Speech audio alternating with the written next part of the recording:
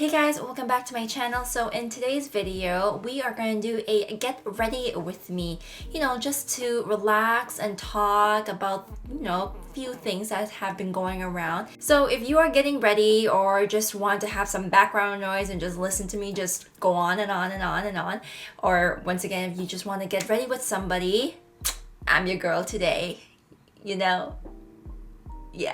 So if you guys want to hear what I want to talk about, then watch this video. But before we get into that, make sure you like this video if you like anime, K-dramas, or whatever it is that I'm going to be talking about in the video as you're getting ready with me. Subscribe to my channel and ring that bell so you're notified when I upload a new video, and follow me on my social media handles. And now let's get right into the video. Alright, so I already prepped my face with my skincare, my moisturizer. So now we're gonna go in with the eyes. So I'm taking a MAC eyeshadow palette. This is the Semi Sweet x9 eyeshadow. And the colors I'm using at the bottom would be Dance in the Dark and Carbon. We all know about Carbon. This is like everyone's favorite black eyeshadow or liner, or whatever you want to call it, back in the day. So I took you guys in a little bit closer just to see what I'm doing with the eyes. So I'm just gonna line it up a little bit. I'm not gonna go like full out wing eyeliner today. Lately, ever since like this whole like quarantine and pandemics and self-isolation, I've been playing around with makeup a little bit more. Testing out some things, experimenting, It's not like there's anything else I could really do at home, unfortunately. So, I've been trying out days where like I don't have like the wing eyeliner like I usually do, and it still looks pretty nice. It's something that I have to get used to because I've been doing like winged eyeliner since I was like 16 years old. I actually kind of like it paired with like a good lash. It really makes the look. So what I'm doing is using the liner and going like the opposite way like this, and just kind of like tuck underneath the outer edge of my eye and just kind of flick it up a little bit just to make it look lifted, but we're not creating a wing. It's just to kind of like fill in that like empty space, especially when you're putting like tightening the waterline and adding in the lash. We don't want to have like a random gap there in between the false lash and our eyeliner and our eye. So just fill that in a little bit. So now we're gonna go in with the eyeliner pencil. We're using the MAC Technical liner. This is in Superfly, so it's just any black liner. So we're just gonna tight line the waterline.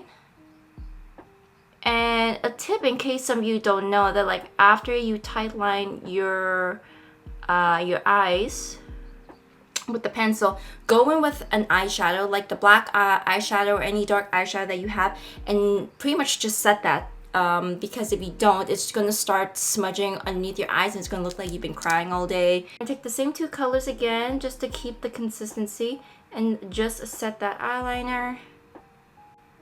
Make sure to fill in those gaps. So you guys can notice the difference between this eye and this eye. This is tight line. You can see the eyeliner effect, while this side is still plain. So I'm gonna go and finish this eye and I will be right back. Okay, so as you can see, I've done both eyes. So now we're gonna move on to mascara.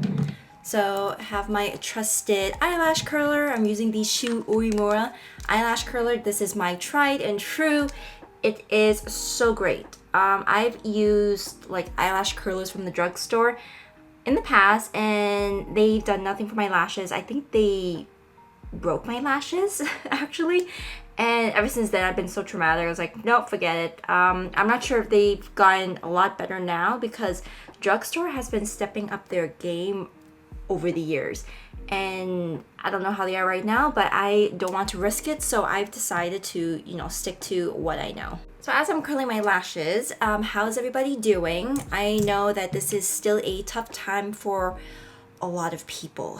We're slowly getting back to, I don't want to say normal, but to have things kind of open up again. it's a good and bad thing. Like, we need to kind of like get back to reality because we're all going insane. But at the same time, it's just, are we ready to get back to that normal? I know some other countries like Vietnam, for example, and Taiwan, and a bunch of other countries out there, they've been doing really, really well during this whole entire like pandemic. Like, the way that they've implemented like their like rules and everything, it's just, and they just got back into it so quickly.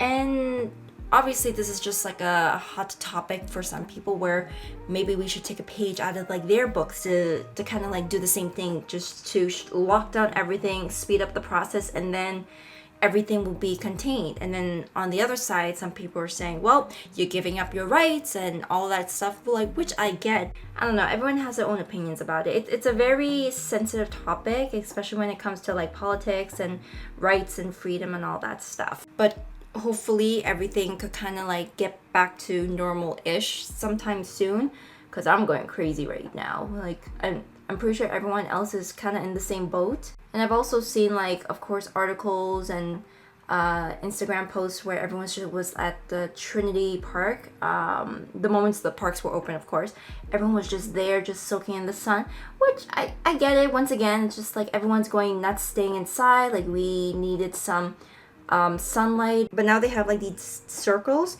they painted on the grass that you can stay in, kind of like safety circles. And I'm reading comments just like, these are circles for adults who don't know how to like be where they are, or something like that. I don't know, something weird for sure. But I'm definitely not going to go to a park like that anytime soon. But in any case, on a lighter note, because I have been staying inside, I've watched some dramas. Oh my goodness. I have watched some Korean dramas. For those of you that don't know me, I personally don't like to watch dramas too much because I'm an emotional person. When you have an emotional person watching these emotional dramas, there's so many like, emotion, oh my god, there's just so many things just going around. So I don't typically like watch K-dramas. I watched a few back then, but it wasn't really much of a drama. It was like the movies, like I think it was Il Mare or something, and My Sassy Girl, and 300-Pound Beauty, or something like that. I forgot the title of it, but I'm pretty sure you guys know what I'm talking about. So I watched those back in the day, but they weren't like K-dramas. They weren't dramas. It was just movies, and I bared that because some parts were funny. But this one that I watched, oh my god. So I was browsing through Instagram one day and I see these things just like for web comics and all that stuff. So one of them was called Inso's Law or something like that. It's basically this girl is living in a comic book, and I don't know which came first, if the web comic came first and then the drama kind of took that and adapt from it, or if it was the other way around. I don't know. But anyways, as I'm reading this and I'm reading through the comments afterwards, just like, this sounds like Extraordinary You. So I'm like, Extraordinary You, what is this about? So then I googled it, YouTubed it, and I saw the trailers, and I was just like, okay. It looked interesting, but I didn't know if I really wanted to watch it. So fast forward, I decided to watch it, and a few episodes in, I got hooked. And just like everyone else watching dramas or movies or TV shows, you just scream at the characters. I'm just like sitting there with a whole bucket full of emotions, just like crying and screaming. I'm just like, why are you doing this? It's like, and then my boyfriend's downstairs is just like, what are you doing up there? Like, what's going on? I'm just like, this character's doing this, I don't know why, and it's just anyways, that was my first K-drama ever. K-drama, once again. Movies, I watched. K-movies, I watched. Dramas, not so much, up until whenever, like, couple weeks ago, last month or whatever. I'm just like, it's gonna be quite some time before I get back into it. So I just got a Q-tip with some makeup remover because there is some mascara on my lids, under my under eyes. I'm just cleaning that up a little bit.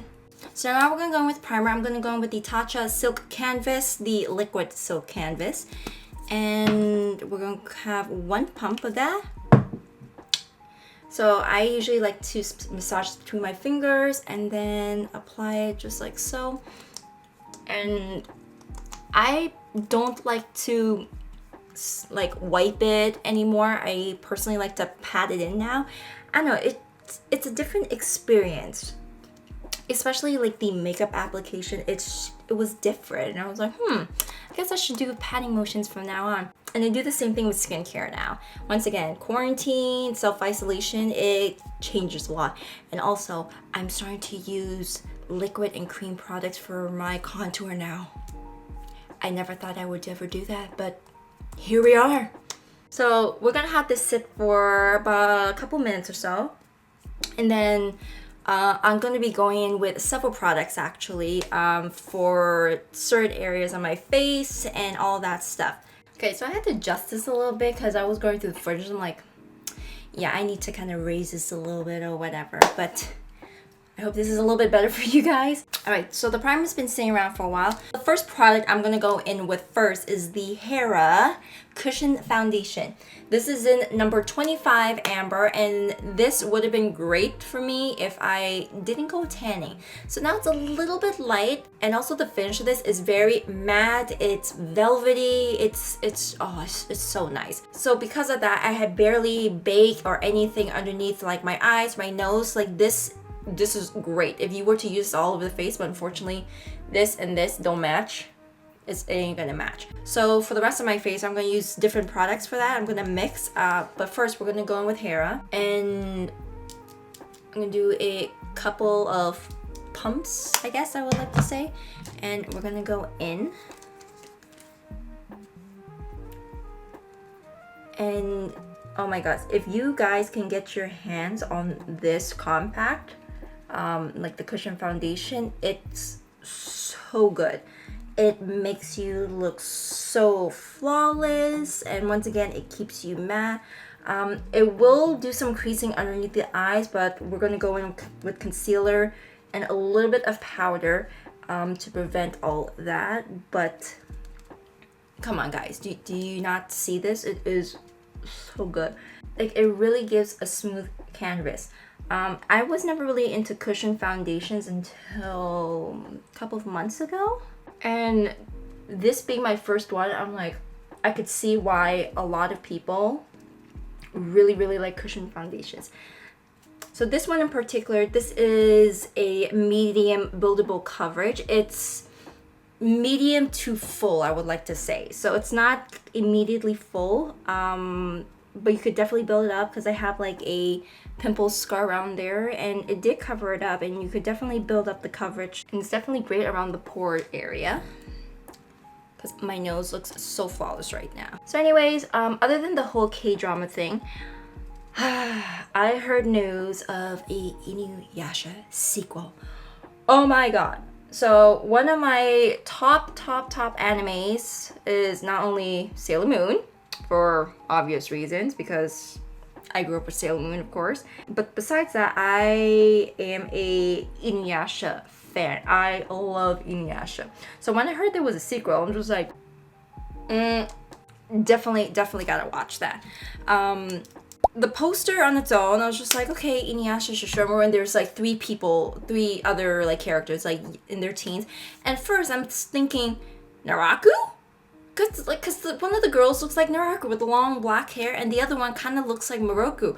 And then turns out two of them are Shishomaru's girls, and one of them, obviously you can tell they're Kagome's and Inuyasha's. That was inevitable. The other thing I was thinking, like, okay, so Inuyasha and Kagome's daughter, alright, so you are more human than demon. Okay, I could see that. But then Shishomaru's daughters, they look more human than like demon. Like, I'm assuming they're supposed to be half demon, right? So there is no resemblance of any demon in those pictures already. So I'm just like, okay, what's going on? And then after, I'm like, wait, who's the mom? Of course, it has to be Rin, right? Like, obviously, there's no other human that he like loved other than Rin.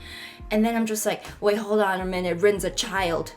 Like, how many years later did this happen? Because if I remember, in the character summary, I believe Inuyasha and Kagome's daughter and Shomaru's daughters, they're pretty much like around the same age or are the same age, and I'm just like, Rin's like I don't know, when like 13, 12 years old, whatever, when like the final act ended. I don't know, I'm just assuming.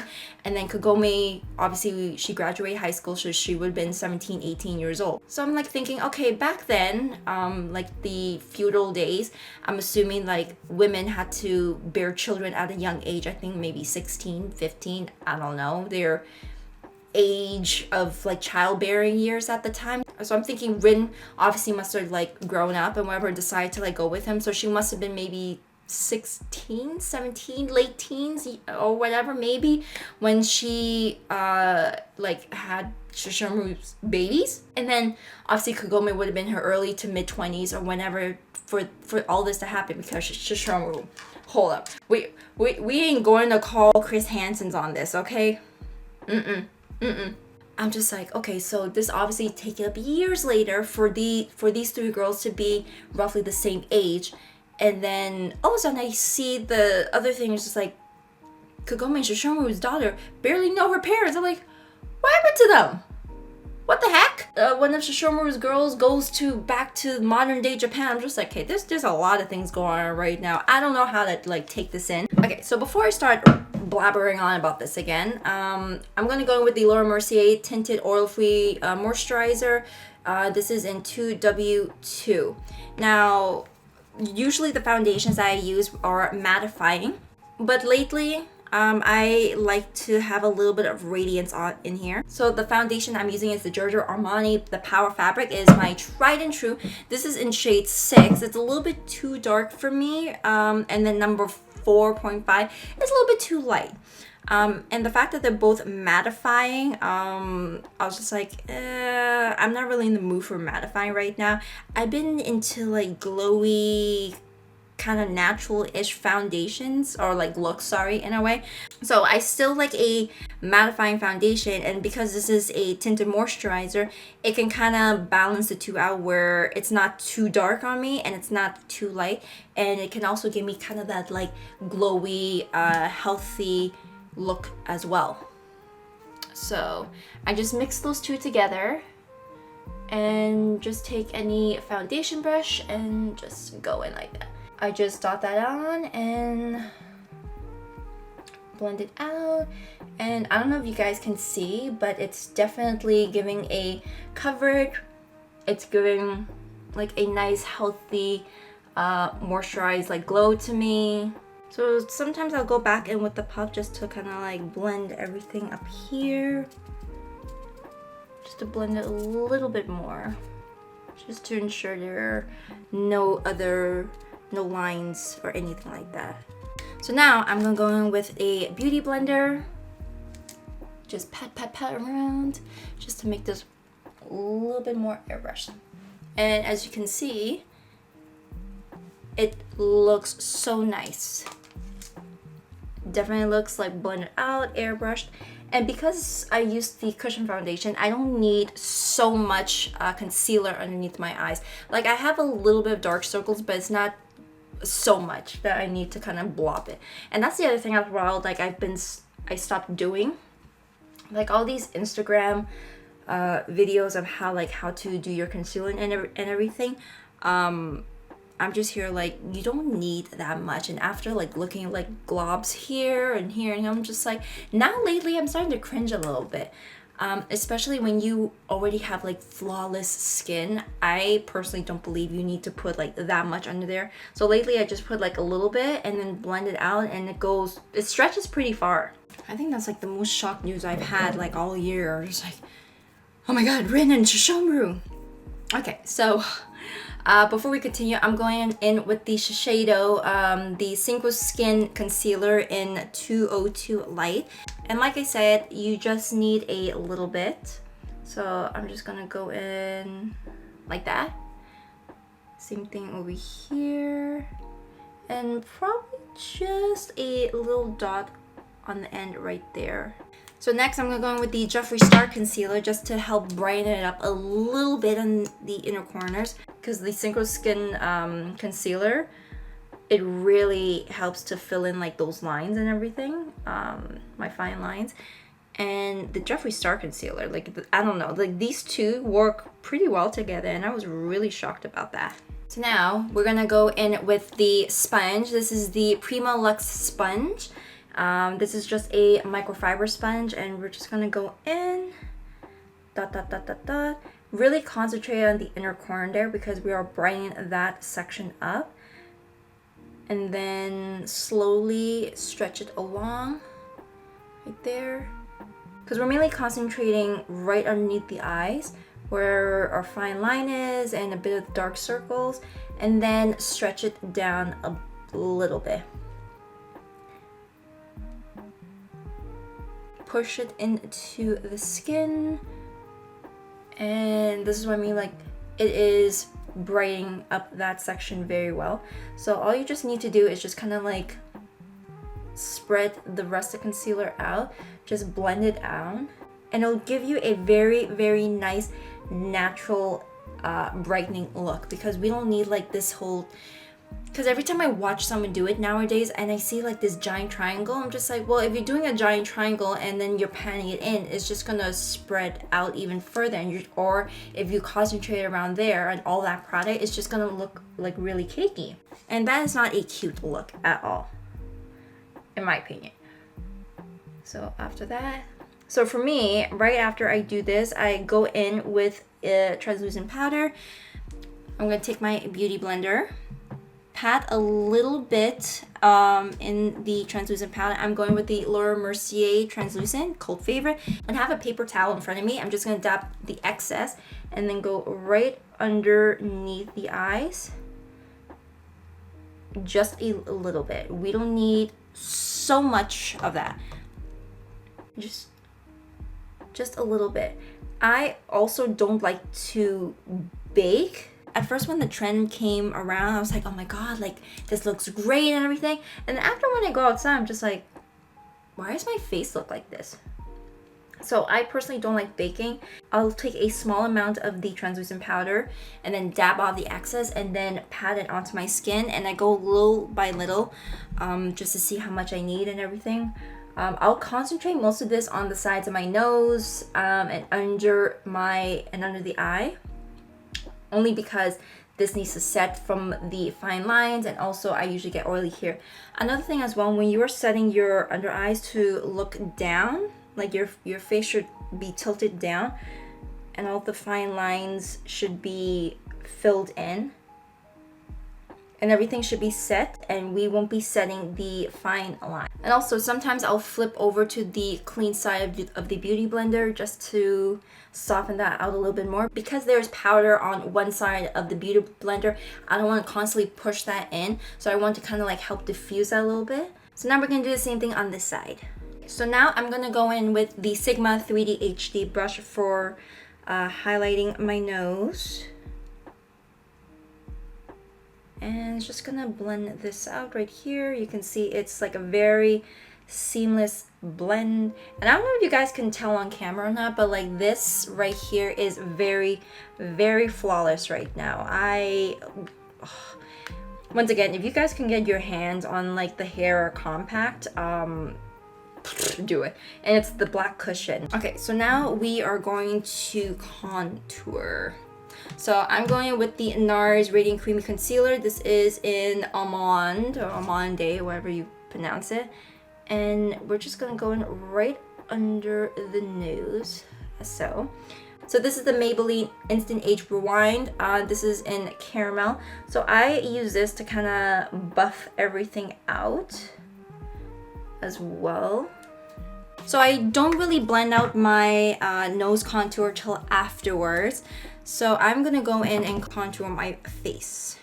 So going with the same NARS concealer, I use the side of it just to have like a couple of lines, a few dots, 3 dots, 2 lines, and then same thing. Just right underneath the cheekbone. Go in with the Maybelline again just to kind of buff this out a little bit. Now, I don't let this part sit for a little bit compared to my nose contour. So I usually just go in right away, because I feel that with this, like the face contour, if you let it sit for a little bit, it's harder to blend because there's a lot of surface surface area compared to the nose. So I'm gonna go in with my Clairsonic with the foundation head brush to kind of blend everything out. And with this, it gives it a more softer contoured look.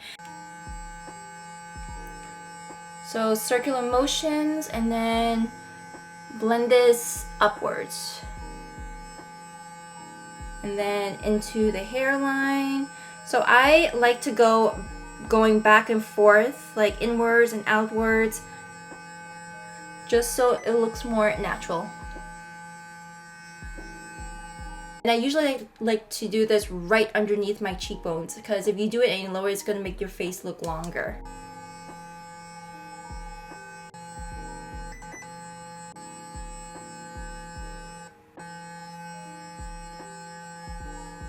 So you can see that it is now blended out, and I like to go in with the Beauty Blender and just to help soften this out a little bit more.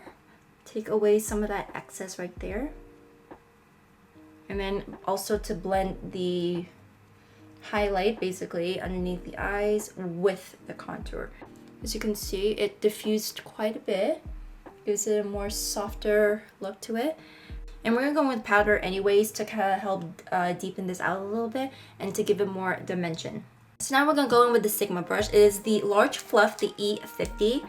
And I'm gonna go start here first. And then with the sides, we're just gonna pat it in first. And then go blend it towards the bridge and bring it down a little on the sides because we don't want like a weird harsh line there. So another thing I wanted to like bring up is that, have you guys watched 90 Day Fiance, like the new season? Oh my gosh.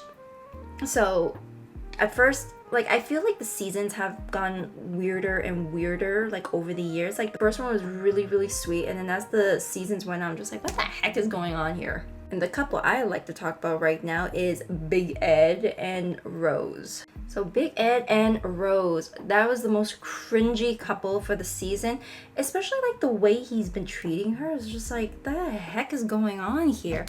And okay, so I was looking at the snippets of like on TLC, and one of them was they were in a hotel, and he told her, like, she went to the bathroom and she got changed into her pajamas and whatever. She puts on a robe, and then afterwards it didn't click until afterwards. Like he actually like pulled the rope or whatever for her robe, and just to kind of like unveil, and it's just like, really? Like why are you doing this right now? So we're gonna go with the Beauty Blender again just to kind of soften all this up. Okay, so now I'm gonna go in and set the forehead and bridge of my nose. So remember, tap off excess.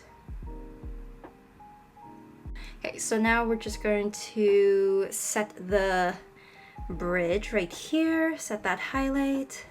So I'm just using a fluffy brush right here. Okay, so this part is optional. I usually like to go in with another translucent powder. It's with color, of course, to help set the contours on my face, and also once again to help give it some color. So I'm going with the Chanel Poudre. Okay, I'm not gonna try and pronounce that. The Universal Powder, and this is in shade, what shade is this? 40? This is what it looks like. That's the color. So I just dip in a little bit and then swirl it on the cap to get into the bristles there.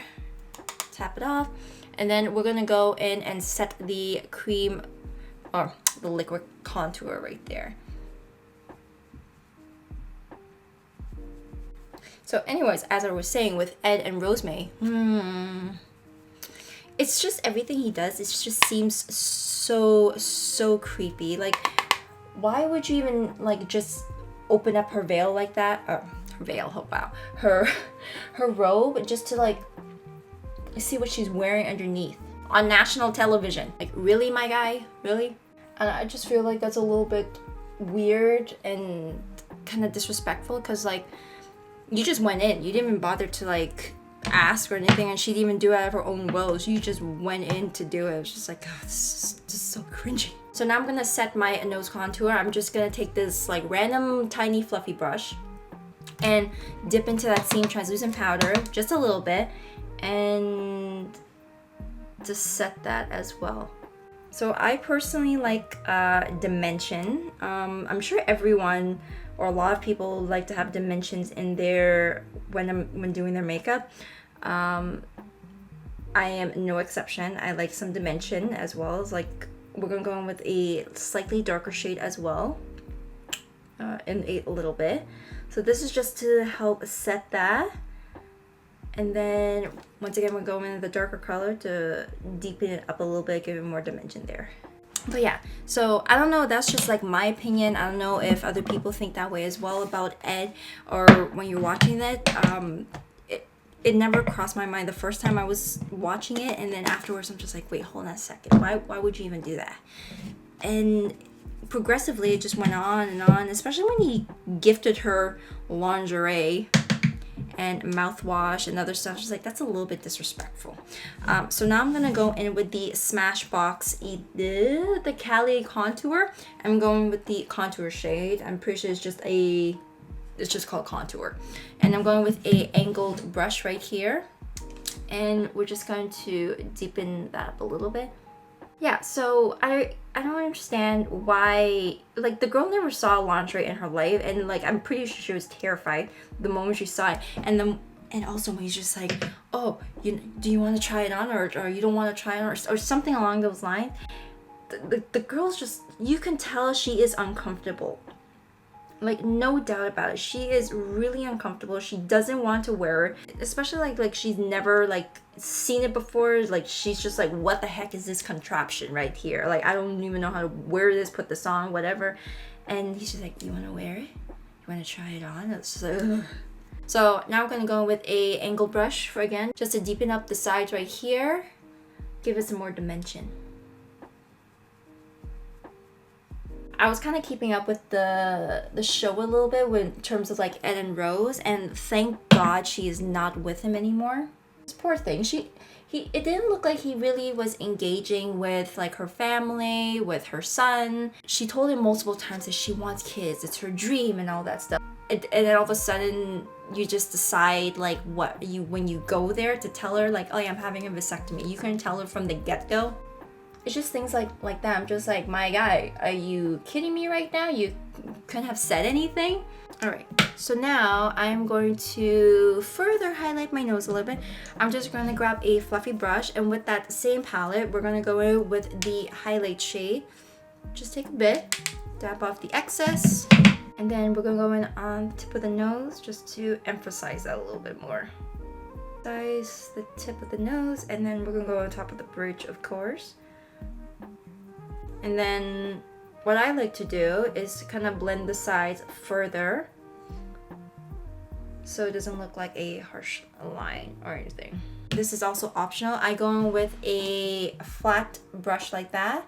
It's kind of fluffy, it's mini flat, and this kind of like packs in more color to help highlight. I don't know if you guys can tell. Like with the fluffy brush, it helps to diffuse everything, and then this helps to concentrate a little bit more to help emphasize the contour a little bit more. So just grab some of that and then kind of chisel the sides a little bit. Okay, so now we're gonna go in with blush. I'm gonna go in with the MAC Warm Soul, the mineralized blush with a MAC blush brush. And this is the travel size version of it, but whatever favorite brush that you may have, and just apples of the cheeks. And I really like this one because it, once again, it gives like a soft look to it. It's not like bam blush. And there's a bit of shimmer in here, which in my opinion is perfect for summer to give that nice glow to it. And you can see there's a nice color to my face now. And I'm gonna take another brush. This is the Sephora Pro Mini 55.5. No, it's one of their brushes. I'm gonna go with the Beauty Bakery translucent powder, setting powder, sorry, and this is in cassava, so the yellow. So I normally use this for the rest of my face, just to kind of help give it like a yellow tint,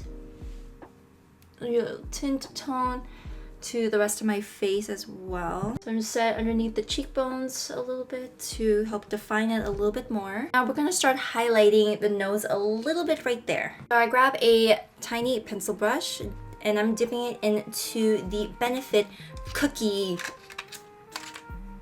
highlighter, and just a little bit of that on the tip of the nose and right between the eyes, just to give the illusion that it is lifted.